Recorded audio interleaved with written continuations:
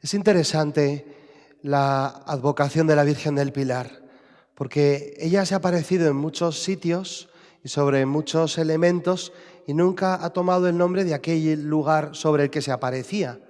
La Virgen en Fátima no se llama la Virgen de la Encina, o la Virgen en Lourdes no se llama la Virgen de la Cueva, o la Virgen en la Salet no se llama la Virgen de la Montaña.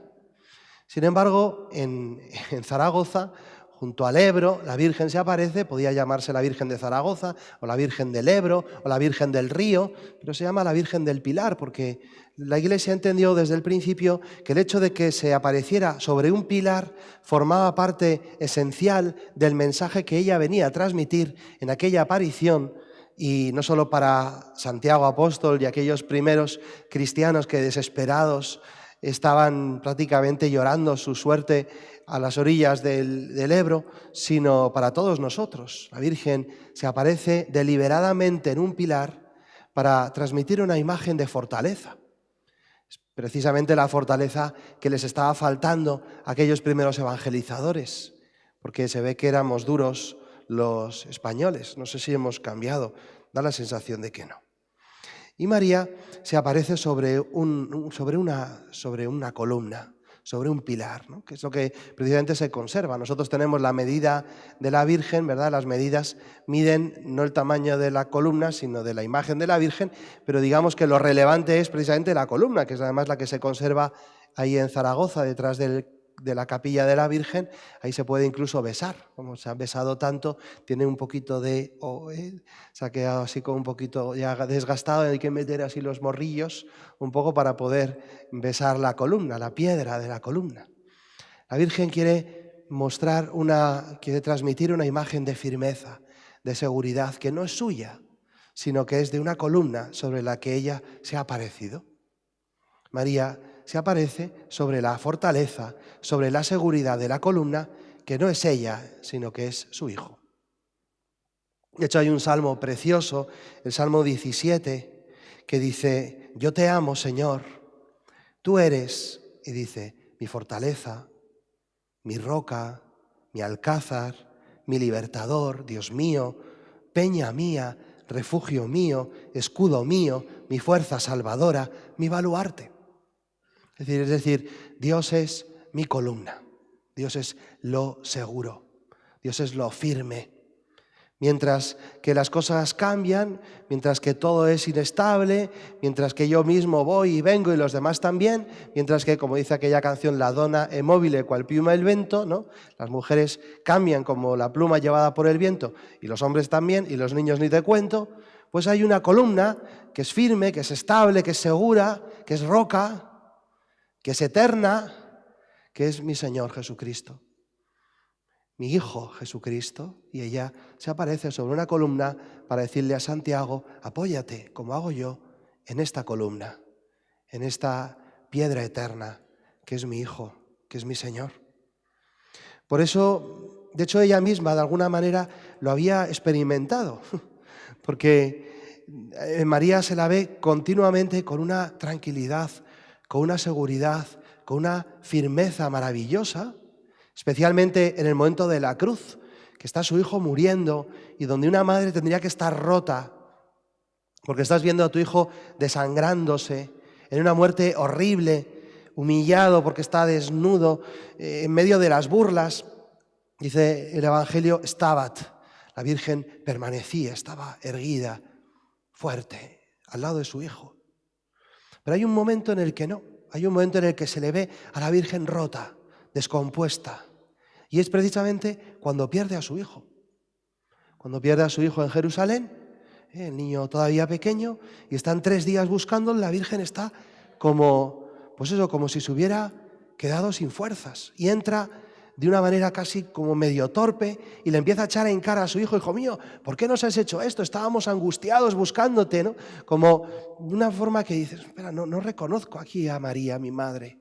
Ella nunca ha sido así, ni siquiera en Egipto, ni siquiera cuando Herodes quería matar al niño, ni siquiera cuando podían haberla apedreado por haberse quedado embarazada sin estar todavía casada habían podido acusar de adulterio. Ella permanece tranquila, está como serena, tiene una seguridad, pero de repente pierde a su hijo y se derrumba. Claro, es que ella no es la columna. Ella no es la firmeza. La firmeza es la columna, es su hijo. Y ella se aparece sobre la columna, porque tiene que transmitir esta idea, esta imagen. ¿Por qué? Porque Cristo es eterno. No se mueve, nosotros sí. Nosotros nos movemos mucho. Cristo es eterno, ipse et in secula, el mismo hasta el final de los siglos. Es el alfa y la omega, el principio y el fin. Cristo es eterno. Siendo eterno, además nos ama. Es decir, que está eternamente buscándonos, eternamente yendo hacia nosotros. Siendo eterno y amándonos, encima es todopoderoso, para que nada nos pueda pasar que Él no quiera, que Él no consienta, porque pues eso, tiene todo el poder.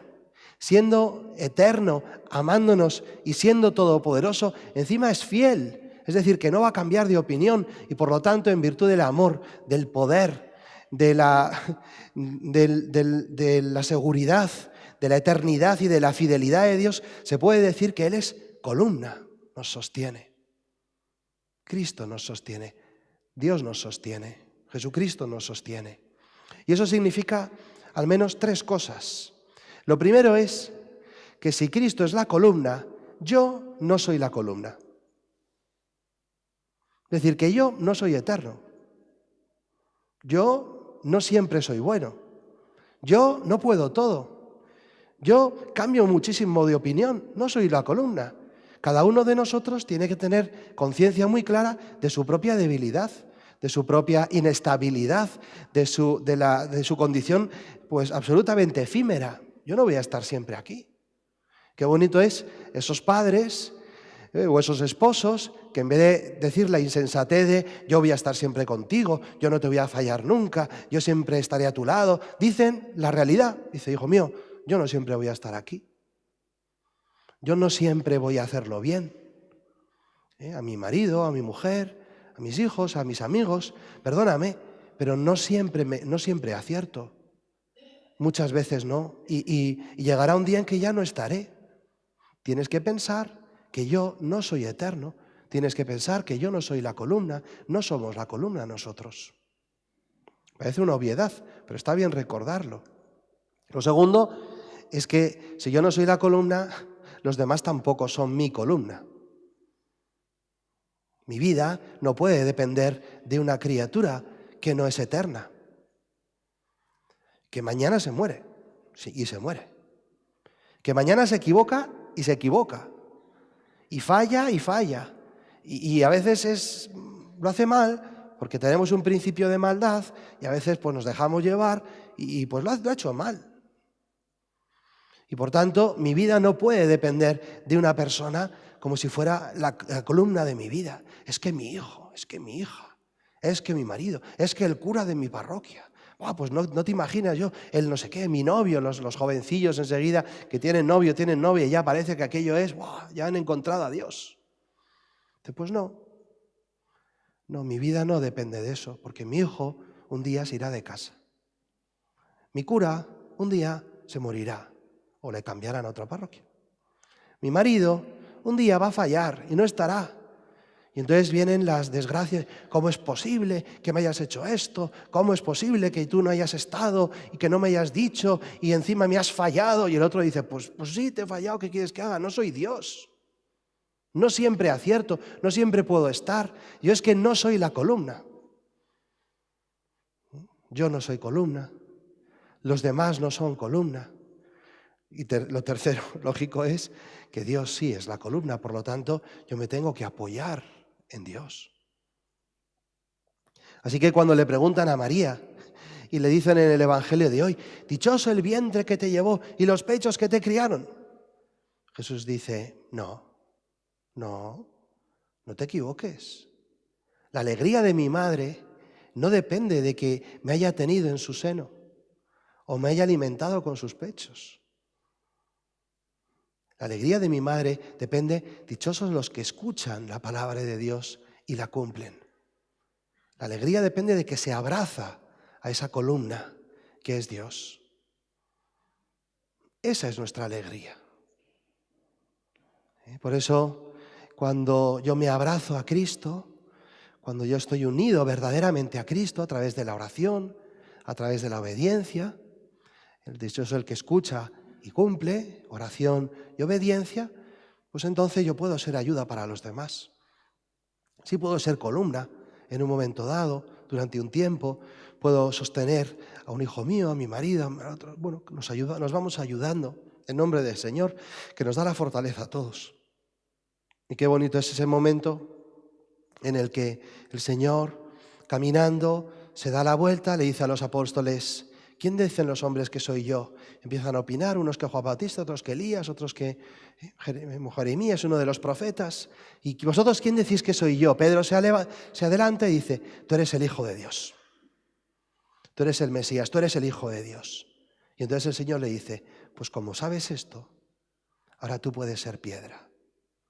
Tú eres piedra, Pedro. Sobre esta piedra edificaré mi iglesia. Tú y yo podemos ser piedra, podemos ser roca, podemos ser columna para los demás cuando nos abrazamos a la columna que es Cristo. Y si no, no sostenemos a nadie. Nos caemos y encima echamos por tierra todos los que de alguna manera dependían de nosotros.